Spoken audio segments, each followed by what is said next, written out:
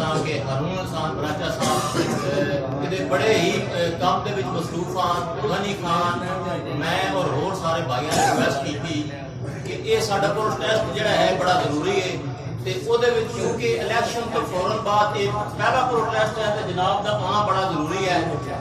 भाई अजीज पहले तैयार हैं कि वो आसन लेकिन साड़ी रिक्वेस्ट मनदे होया तो नासर साहब की मनदे होया हरून साहब तशरीफ ले आए असीं इन्हां दा शुक्रिया अदा करते हैं क्योंकि वर्कर जिहड़े हैं ना जी वर्कर को हमेशा कोई बंदा अगर लीड करता है ना तो वर्कर हमेशा तां निकलदा है। ते राजा साहब इत्तफाकी इस तरह होया कि ऐसे लीडर एक ही है इमरान खान ना कैंडिडेट इंपॉर्टेंट है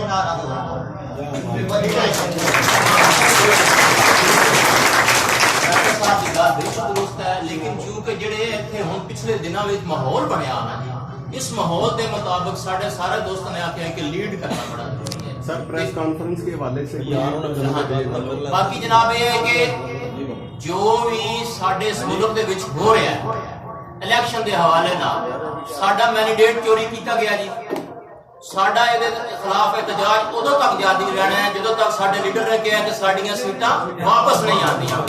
जदों साडियां सीटां वापस आएंगियां फिर साडा एहतजाज खत्म होएगा। साडा पुरअमन एहतजाज है असीं अपना पुरअमन एहतजाज रिकॉर्ड कराते रहांगे। मैं बाकी सारे दोस्तों वर्करां भाइयों का शुक्रिया अदा करना कि उन्होंने साडी छोटी जी मतलब शॉर्ट टाइम दे विच इत्थे पहुंच के और अच्छे तरीके नाल जिहड़ा है इसनूं कर लिया।